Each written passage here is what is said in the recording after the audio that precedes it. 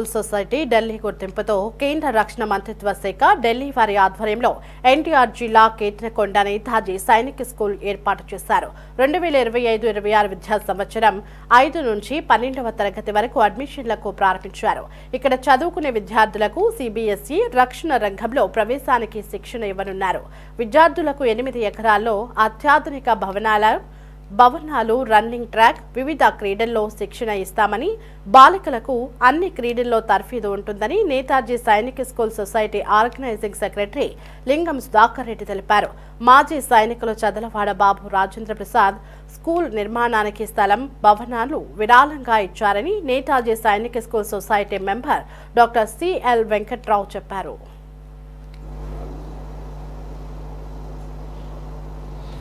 కృష్ణా జిల్లాలో ఉమ్మడి కృష్ణా జిల్లా పరిధిలో ఒక సైనిక్ స్కూలు వస్తుందని తెలిసి నా అంతటికి నేనే స్వచ్ఛందంగా విద్యాభారత్ దగ్గరికి వెళ్ళి, మీరు మా జిల్లాలో పెడుతున్నారు, మీకు ఎటువంటి సహకారం అయినా నా వంతు ఇవ్వడానికి సిద్ధంగా ఉన్నానని చెప్పి నేను స్వచ్ఛందంగా ఒక కార్యకర్తగా ముందుకు వచ్చి దీనికి సహకరిస్తున్నాను.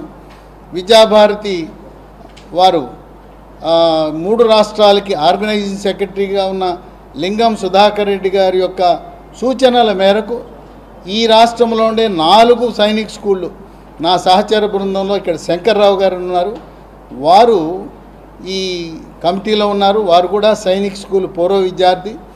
వారిని తీసుకుని కోరుకొండ, నెల్లూరు, కలికిరి, మధ్యప్రదేశ్లో మన్సూర్, గుజరాత్ ఇలా పలు సైనిక్ స్కూల్ని అధ్యయనం చేసి, ప్రభుత్వ రంగ స్కూళ్ళు అలాగే ప్రైవేట్ రంగంలో నిర్వహిస్తున్న స్కూళ్ళను కూడా అధ్యయనం చేసి ఒక కార్యకర్తగా నా వంతు సేవ అందించడానికి ఒక తెలుగు రాష్ట్రాల్లో ఈ రోజున ఈ సైనిక్ స్కూల్ రావడం అనేది ఎంతో గర్వకారణం. ఈ సైనిక్ స్కూల్ పక్కన మరొకటి ప్రత్యేకంగా sports school, CBR sports school for girls పెట్టాలనే సంకల్పం కూడా ఉంది.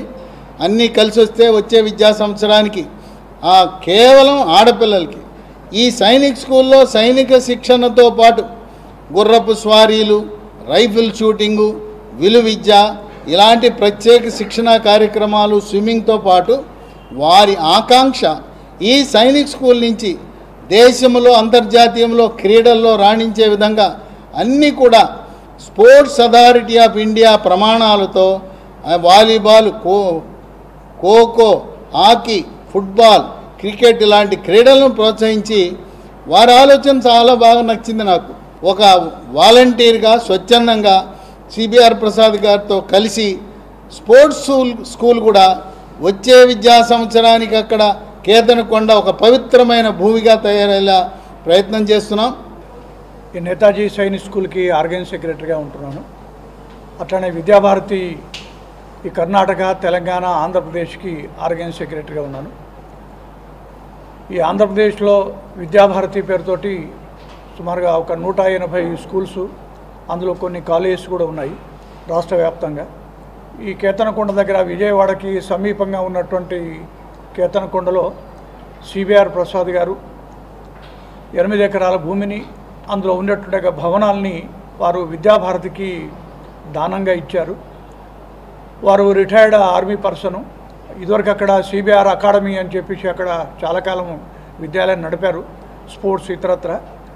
విద్యాభారతి యాక్టివిటీస్ ఇవన్నీ చూసిన తర్వాత విద్యాభారతి ఒక సంస్థకు సంఘటనకి ఇస్తే బాగుంటుంది అనే ఉద్దేశంతో దాన్ని విద్యాభారతికి రిజిస్ట్రేషన్ చేశారు. స్టేట్ గవర్నమెంట్ యొక్క ఓపెనింగ్ పర్మిషన్ తీసుకున్నాము. కాబట్టి రేపు జూన్లో ఈ స్టేట్ గవర్నమెంట్ నియమం ప్రకారంగా జూన్ 11కి దాని యొక్క పాఠశాల ప్రారంభోత్సవం ఇతరత్ర ఉంటుంది.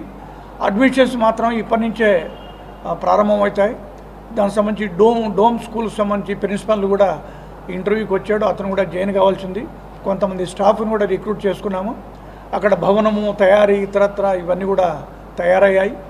ఆ 8 ఎకరాల భూమిలో 400 మీటర్ల రన్నింగ్ ట్రాకు, 400 మీటరు, అట్లానే గుర్రపుశాల, గోశాల, తర్వాత మిగతా రకరకాల అన్ని రకాలకు సంబంధించిన స్పోర్ట్స్ యాక్టివిటీసు అవన్నీ కూడా ఉండాలి. కాబట్టి దానికి తగినటువంటి ఒక మైదానం ఇతరత్ర అక్కడ ఉంది. అది ఈ సంవత్సరం లోపల ప్రారంభమవుతుంది. కాబట్టి కేంద్ర మంత్రి దానికి రావడానికి అవకాశం ఉంది. అట్లనే బండి సంజయ్ గారిని కూడా వారిని వెంట తీసుకుని వెళ్ళాం, వారు కూడా వస్తారు. కాబట్టి ఈ రాష్ట్రంలో ఉండేటువంటి చంద్రబాబు నాయుడు గారిని కూడా అడిగాము. బహుశా రేపు జూన్ లోపల దాని ప్రారంభం ఇతరత్ర అవుతుంది. విద్యాభారతి వాళ్ళు నడుపుతున్న స్కూల్ చూపించి వాళ్ళు కూడా ఈ స్కూల్లో నేను ఎడ్యుకేషన్ కూడా నడిపేవాడిని, కానీ అప్ టు ది మార్క్ నేను నడపలేకపోయాను. స్పోర్ట్స్లో అయితే ముందుకు వెళ్ళగలిగాం, కానీ విద్యలో సరిగ్గా ముందుకు తీసుకెళ్ళలేకపోయాను. వీళ్ళని కూడా కలుపుకుంటే బాగుంటుందనే ఉద్దేశంతో అది విద్యాభారతికి డొనేట్ చేసి ఈ సైనిక్ స్కూల్ దీంతో పాటు స్పోర్ట్స్తో పాటు సైనిక్ స్కూల్ కూడా మొదలుపెట్టండి అని వాళ్ళకి డొనేట్ చేయడం జరిగింది. సో ఇప్పుడు 2 సంవత్సరాల నుంచి గట్టి ప్రయత్నం చేశారు. ఆ ప్రయత్నంతో ఇప్పుడు సఫలీకృతం అయ్యాము.